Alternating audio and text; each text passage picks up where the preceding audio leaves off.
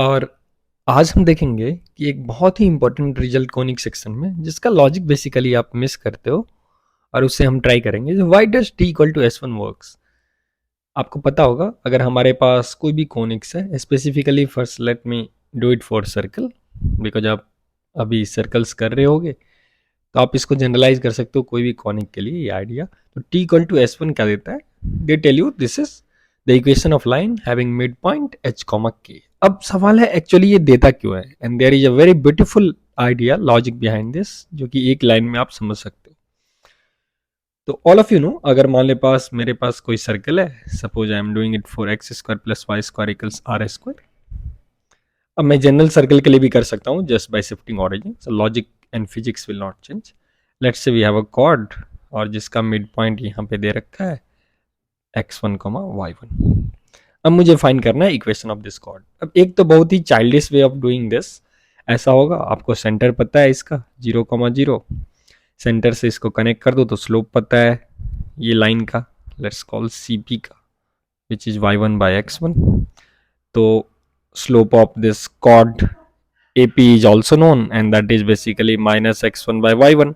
अब जैसे ही स्लोप मुझे पता है और पॉइंट पता है x1 y1, तो we can write the equation of the line y minus y1 equal to slope minus x1 by y1 equals x minus x1। तो ये तो बहुत ही क्लासिकल तरीका है इसको प्रूफ करने का, लेकिन अभी हम देखेंगे जो इसको क्या हम बेहतरीन लॉजिक से प्रूफ कर सकते हैं कि नहीं। So let's try. और देखो क्या ब्यूटीफुल आइडिया से इसको एक लाइन में मैं उड़ा सकता हूँ।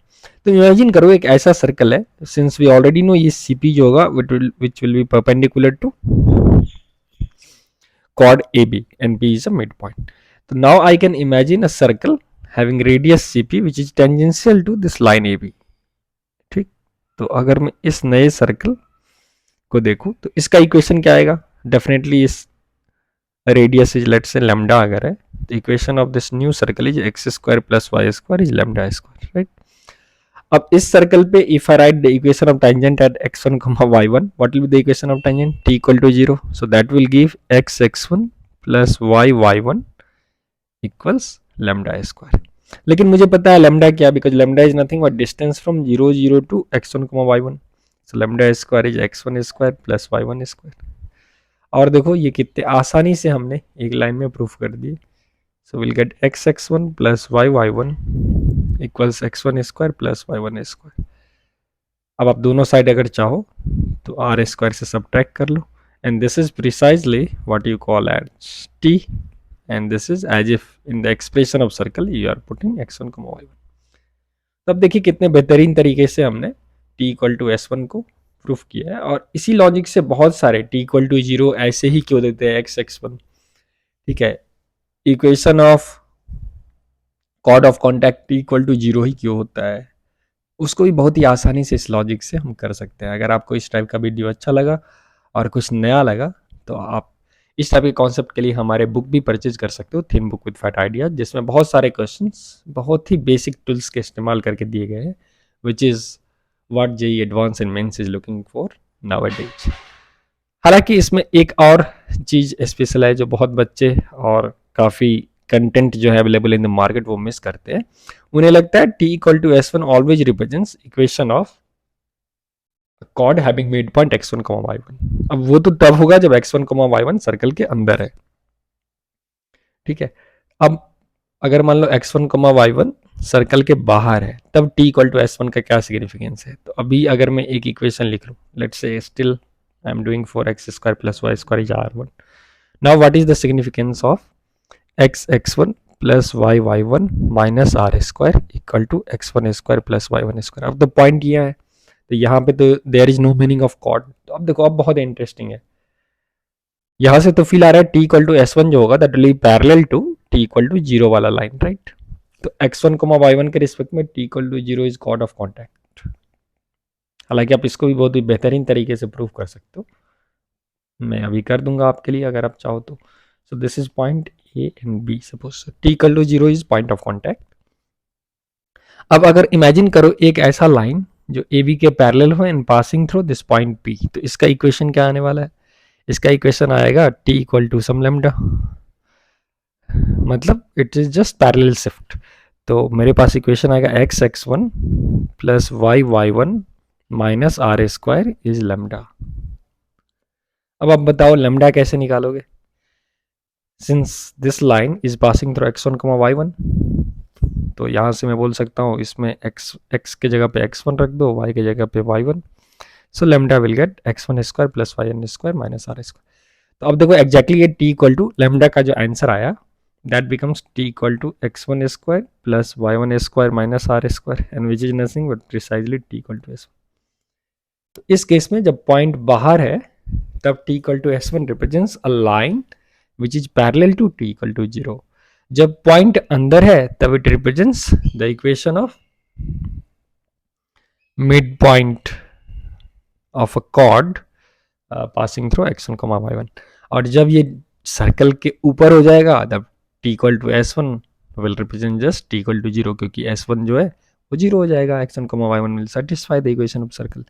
तो अलग अलग कंडीशन में ऐसे ऐसे आप कर सकते हो। अब इसका एप्लीकेशन भी बहुत इंटरेस्टिंग है। मान लो अगर आपको एक सर्कल दे दिया और एक पॉइंट दे दिया, राइट, और उसके बाद अगर हम तुमसे ये पूछ दें, जो ये पॉइंट P गिवन है, ए भी गिवन है, you can create many question based on this.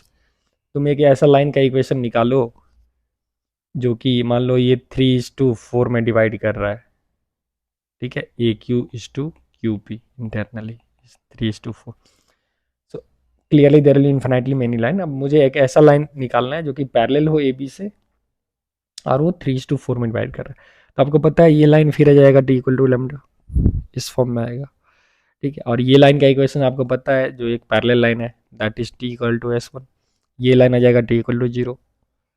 तो अब आप बोल सकते हो पैरेलल लाइन के आइडिया से जो ये वाला डिस्टेंस और ये वाला डिस्टेंस एग्जैक्टली इंटरनली डिवाइड होगा 3:4 में। क्यों? क्योंकि अगर मैं इसका इक्वेशन लिख लूँ X X one plus Y Y one equal to मान लो कुछ लेमडा आ गया, this is X X one plus Y Y one equals 0। तो मुझे इसका इक्वेशन चाहिए X X one plus Y Y one equals mu. अब आपको पता है ये जो रेशियो ऑफ डिस्टेंस आने वाला है, if this by this is 3/4, तो अगर मैं परपेंडिकुलर ड्रॉप करूं so clearly this by this will also be 4/3 और this by this will be 3/4 similarity से। तो यहाँ से मैं बोल सकता हूँ ये जो गैपिंग है इस दोनों का मतलब mu minus 0 by root over x1 square plus y1 square, ठीक है, divided by again lambda minus mu का mod divided by root over x1 square plus y1 square, that should be 3/4। ये फिर कैंसिल आ जाएगा और यहाँ से आपको एक रिलेशन आ जाएगा म्यू और लेमडा में, ठीक। तो अब लेमडा फिक्स है तो म्यू का एक्चुअली 2 वैल्यू आएगा क्योंकि तुम्हारे पास 2 आंसर आ जाएगा, वन इंटरनल डिवीजन और अदर एक्सटर्नल डिवीजन। हालांकि इसको आप डायरेक्टली लिख सकते हो, आप इसी रेशियो में लिख सकते हो, लाइक 4/0 कांस्टेंट के रेशियो में तो 3/s1 ये जाएगा 4/0 plus 3/s1 by 4 plus 3 which will give 3/7 times s1। मतलब यहाँ जो ये वैल्यू आया म्यू का इट विल बी नथिंग, अगर आप कैलकुलेट करोगे तो 3/7 s1 आ जाएगा इंटरनल डिवीजन के कारण। तो इस हिसाब से बहुत सारे क्वेश्चन कर सकते हैं आप। इसी पे अगर देखो कुछ और एप्लीकेशन होता है, अगर मैं बोल दूँ X square plus Y square equal to 1, एक सर्कल है और पी एक आउटसाइड पॉइंट है, ये क्वेश्चन शायद सेम लॉजिक पे मैंने अपने किताब में भी दिया है। तो आपसे पूछ रहा है if there is a tangent जो कि इस आर्क पे, arc A B minor arc पे बनाया गया है, at you take any point C और वहाँ पे आप एक टेंजेंट बनाइए, ठीक। लेट्स कॉल ये टेंजेंट जो है ये कुछ होगा क्यू आर। तो दिस पॉइंट ऑफ कॉन्टैक्ट जो है S that slides between the arc and B. अब आपको फाइंड करना है जो for every configuration of Q R मेरे पास एक इन सर्कल बनने वाला है यहाँ पे, देख रहे हो, दो इस क्यू आर मतलब पी क्यू आर वाले ट्रायंगल का इन सर्कल और इन रेडियस आर है। तो आपको बेसिकली मिनिमम और मैक्सिमम वैल्यू ऑफ आर निकालने, आर को मैक्सिमाइज करना है और आर को मिनिमाइज करना है। अब ये बहुत ही इंटरेस्टिंग क्वेश्चन हो गया, ठीक है।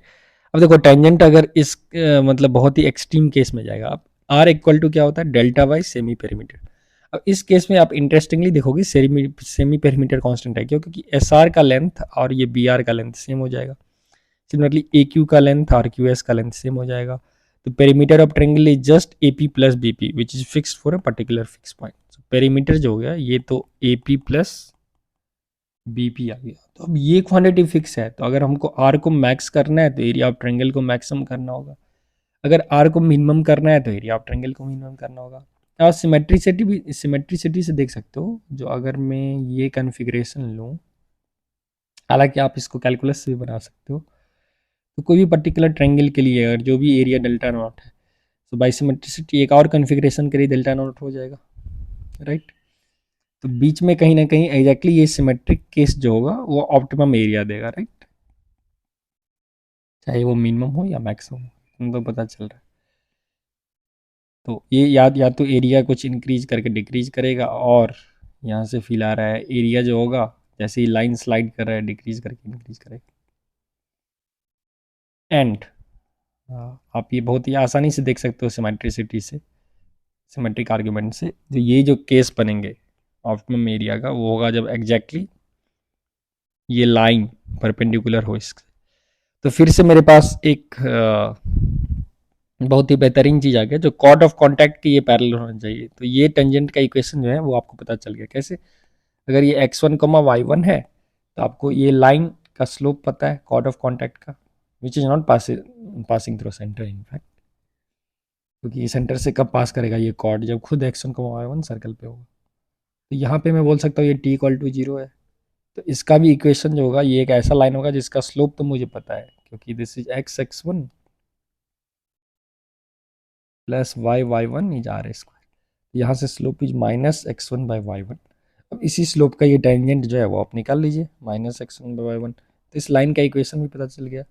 हालांकि इक्वेशन भी फाइंड करने का काम नहीं है, क्योंकि अगर आपको ये दोनों डिस्टेंस पता है और एंगल पता है तो half A B sine theta value देगी।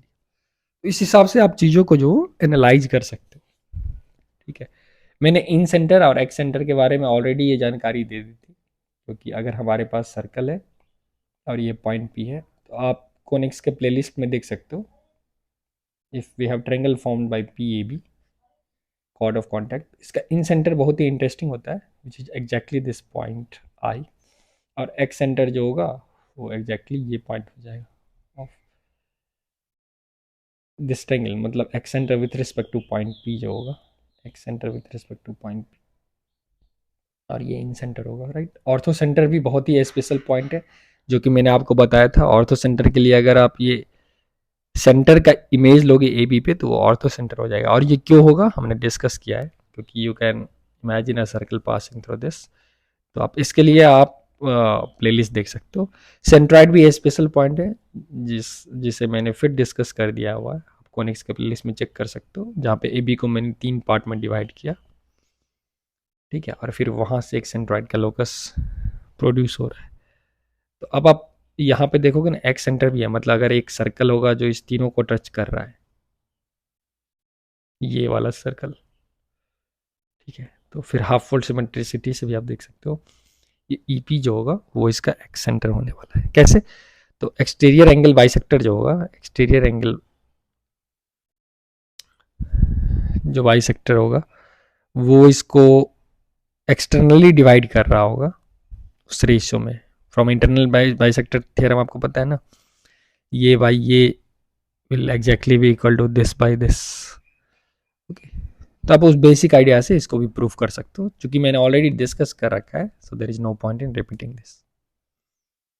तो आई होप आपको काफ़ी कुछ सीखने को मिला। आप इस चीज़ को इलिप्स पे भी लगा सकते हो, T equal to S one वाले आइडिया को इनफैक्ट आप इलिप्स पे भी लगा सकते हो। कैसे? तो मान लो इलिप्स है जिसका कॉर्ड x1 y1 है, तो फिर से आप ऐसा इमेजिन कर सकते हो विथ रिस्पेक्ट टू सेंटर में एक ऐसा इलिप्स लो जो कि एग्जैक्टली वो पॉइंट ऑफ कॉन्टैक्ट पे टेंजेंट हो जाए। तो फिर से I will write equation of tangent is T equal to 0 with respect to red ellipse. लेकिन मुझे पता है जो अगर equation of original ellipse X square by Y square by B square equals 1 है, तो रेड का X square by A square plus Y square by B square equals lambda होने वाला है, क्योंकि शिफ्टेड है।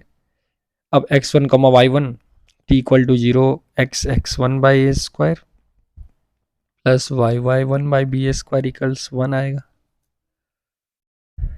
ठीक। मतलब इनफैक्ट इक्वल टू लेमडा आएगा because we want to write the equation on this ellipse, new ellipse. अब लेमडा का value since x1 y1 satisfied, so it's x1 a square by A square plus y1 a square by b a square, ठीक है ना, वो lambda हो जाएगा। This is nothing but t equal to s. अब देखो कितने आप आसानी से क्वेश्चंस को जो वो डील कर सकते हो अगर एक बार लॉजिक हिट करते हैं तो। अगर आपको इस टाइप का और वीडियो चाहिए और बहुत ही बेहतरीन कॉन्सेप्ट्स, तो आप हमारे चैनल पे बने रहिए and I will bring more quality content for free, जो यूजुअली आपके टीचर्स और जो अवेलेबल बुक्स हैं उसमें मिलते नहीं हैं। तो आप सिमिलर आइडिया पे अगर और प्रैक्टिस करना चाहते हो और नए क्वेश्चंस जो कि बहुत ही फंडामेंटल लेवल से क्रिएट किए गए हैं एंड उनको देखना चाहते हो, whether you are preparing for ISI CMI advance mains BITS है, तो आप हमारे book thin book with fat ideas by Kunal Thakur purchase कर सकते हो। Thank you, have a good day, stay tuned, stay happy और happy Navratri to all of you.